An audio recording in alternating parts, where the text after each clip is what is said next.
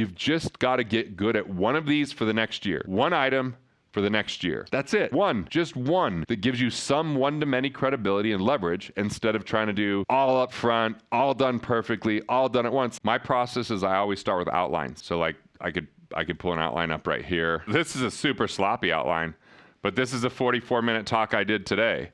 All I did was write some notes. And in the notes, it was like playing to win, playing not to lose, and they're so subtle, they're difficult to detect. Conditions and unwritten rules create separation. Where are you in pain, and what is pain, and how does it create proximity? Where is it a gift, and where does it sharpen us? When do we ask for support? When don't we ask for support? When is it time for our internal work? What is intuition? And what is it to be alpha? What is it to be beta? And that was a 44-minute talk. Now, that's a little sloppy, but I've been thinking about it, so I didn't write a lot of it. A lot of times I'll write a topic. I'll be like, hey, nothing's business, everything's personal. Like, that's a topic I'm writing about. Then I'll just think about what are all the subjects that go to that topic? What are all the subpoints? And then what are the explainers to those subpoints? And how would I organize that? And what are the stories that go along with that? And are there statistics that go along with that? Like, I just have a format. And I learned this from my literary agent. He said, look, there's a 20-minute outlining process, 1 minute for your headline of any content you're creating, 3 minutes for the main body of the content, 7 minutes for all the descriptions and additional content that describes those subjects, and 7 more minutes to organize everything and reorganize it, so now you have an outline. That outline can become the beginning of a video course, it could be the beginning of a newsletter, it could be the beginning of a blog, it could be the beginning of an interview, it could be the beginning of a book. Like, I use that format all the time. It could be writing a 2-day workshop. It could be like, I use outlines, and then I can fill in the blanks of the outline. Most people struggle with a blank piece of paper, but if you use that 20-minute process, now you've got something. And I still think it's easy for you to go, what are people asking me all the time? Once they get educated, what do they start asking that they didn't even know how to ask? And what are the key steps that they have to take to secure a new level of prosperity? That's your framework. So if you can think in frameworks, frameworks could be Venn diagrams, they could be alliteration like the 5 Ps, the 3 Cs. Like, you start thinking in ways that make it memorable and sticky so that that person can reference it. And also, it's like, I think of that as like a jazz musician. Once you know some of your riffs, your frameworks, you can access those and pull them up anytime. Someone could put me on stage right now and say, you've got 2 hours, go. Boom, I can just pull those frameworks. 5 levers to economic independence, the 4 C's to cash, right?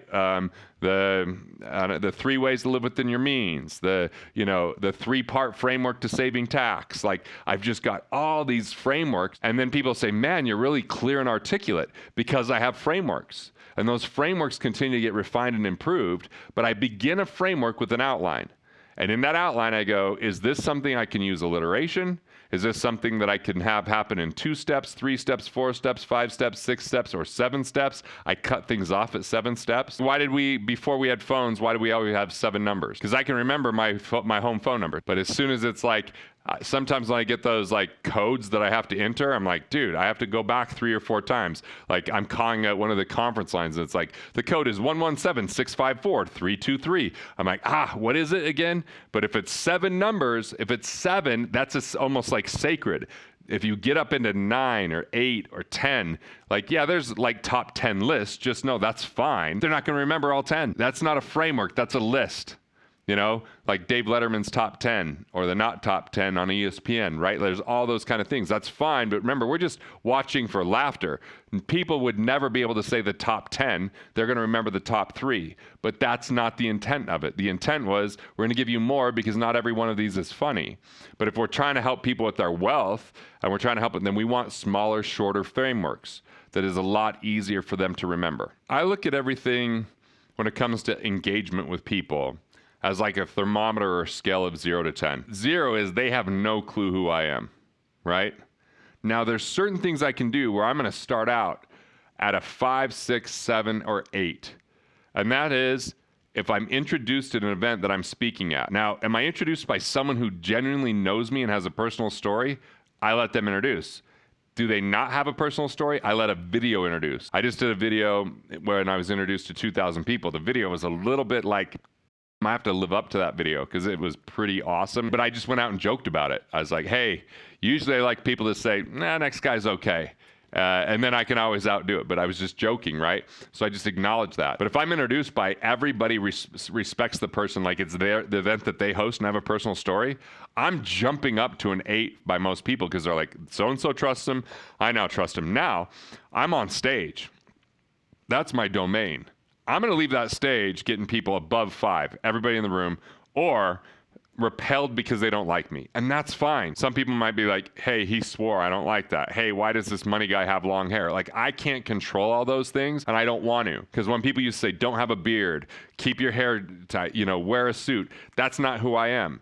Like, I don't dress that way. Like, I've been at events where I walk out in pajama-looking things. They're my little Australia-looking long shirt, drop pant. Like, that's what I felt like wearing that day. I'm not there to get everybody. I'm there to be myself, and those people that want to align with me, that's fine. Now, if I'm not in person, it might take more steps.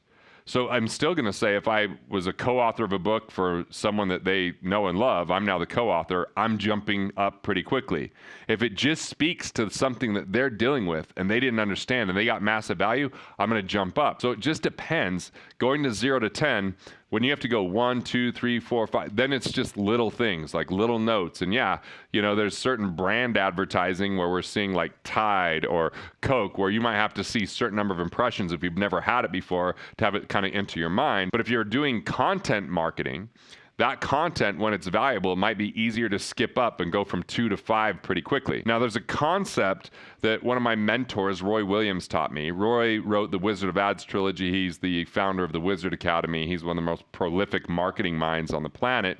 Wrote some of the most well-converting radio ads of all time for Rolex and 1-800-GOT-JUNKED, and just to name a few. Consulted with Lululemon back in the day. Like, this guy absolutely has been instrumental in helping people understand how to like move that scale faster and more impactfully. And so, how do you go from 0 to 10 is high impact, low cost. So how do you go high impact, low cost? Because that it grabs someone's attention. Congruent with who you are, right? So high impact, low cost. We're getting them as close to a 10 before they get handed to a sales opportunity on the marketing side. So how do you add that value to them? And how do you consistently add value? Most people, they don't have enough product to do that or enough positioning to do that. That's why if we just compare like radio to podcasts, radio spots a lot of times are 4 minutes. Podcasts might be an hour or even 2 hours long. Even the shorter ones are 20 or 30 minutes. And it's the host that someone's been tuning into for a regular period of time. Podcasts are really going to outperform some of those older medias. Roy taught me the 12 steps of intimacy. Now, the 12 steps of intimacy has to do with relationships and a sexual partner. That's the original, eye to eye contact, eye to shoulder, hand to shoulder, like it's these 12 steps, and intercourse being the 12th step. And what they found was if people went 1, 2, 3, they went through each step before intercourse, they were more deeply bonded. More oxytocin is released in the body.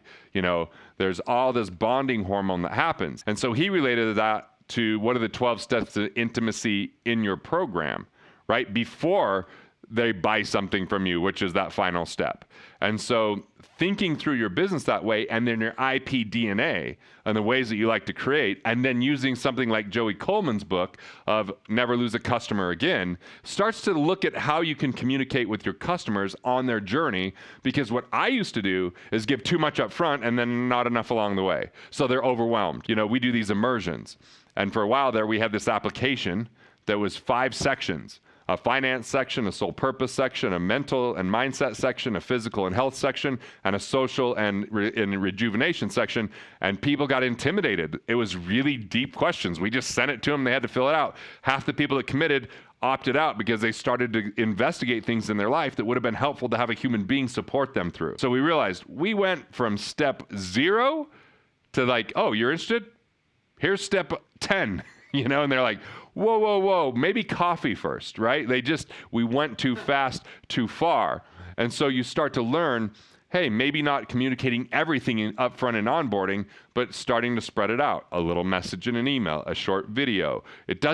Content marketing doesn't have to be this book that is the ultimate book that you're giving everyone.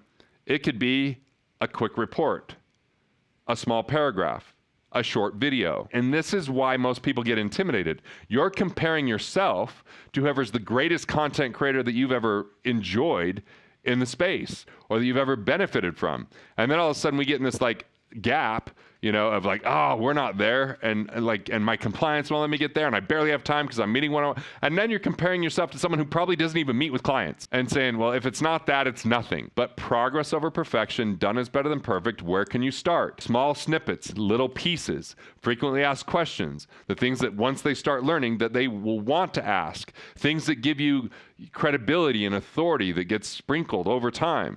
And maybe they watch some of it, maybe they watch all of it, maybe they don't watch any of it.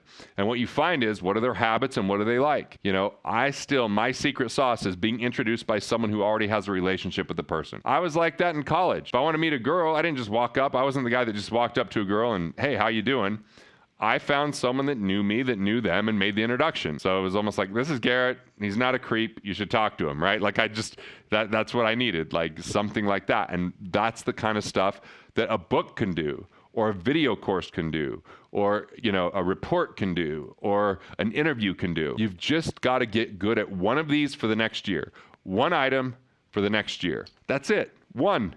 Just one that gives you some one-to-many credibility and leverage instead of trying to do all this, you know, all up front, all done perfectly, all done at once. Like, go back to when you started your career. What did you get really good at first? This is just a part of your career where you take one of the things you're already really good at, but make it one-to-many instead of one-to-one. That's it. Hey, thanks for watching. I appreciate it. And if you're enjoying these videos, well, there's good news. More where that came from. So go ahead and click through and watch the next video now.